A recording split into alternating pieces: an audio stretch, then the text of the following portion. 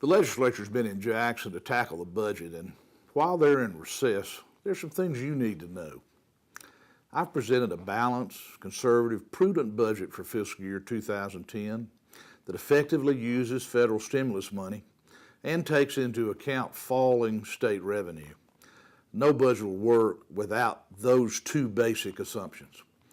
My budget includes more than $106 million from the legislature's new tax on cigarettes, and it also calls for reinstatement of a $90 million assessment on hospitals so they will again pay their fair share of support for our Medicaid program. Still, some legislators want to spend more, and I've told them that any new extra spending has to be paid for. They can include fair taxes on manufacturers of smokeless tobacco products and cheaper brands of cigarettes. These companies don't pay into Mississippi's big tobacco settlement, so they get a 43-cent per pack tax break as opposed to the cigarette companies that do pay Mississippi about $120 million a year in that settlement. So this will not only be fair, but it'll end the tax subsidy our current system gives to cheap cigarettes. Without the reinstatement of the $90 million hospital tax, which hospitals paid for 13 years voluntarily, in fact at their own request, we have to substantially cut Medicaid or make additional large cuts in other state programs like law enforcement or mental health. There's even some talk of furloughing state employees, but I hope it doesn't come to that. Budgets are complicated and solutions don't come easily, especially in a national recession, and especially with state revenue running about $400 million short this fiscal year alone. Revenue projections for the next two fiscal years, 2010 and 11, are even worse.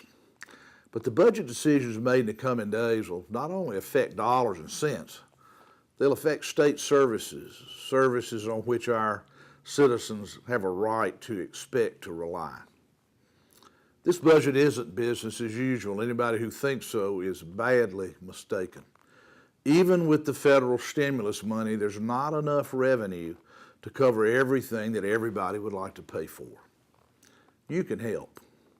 Tell your legislator to support reinstatement of the hospital tax.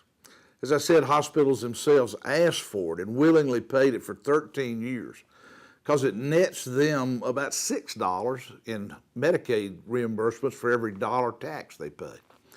Tell your legislator if they want to spend more money than there is in my budget, they need to raise the money to include cheaper cigarettes and snuff in their new tobacco taxes.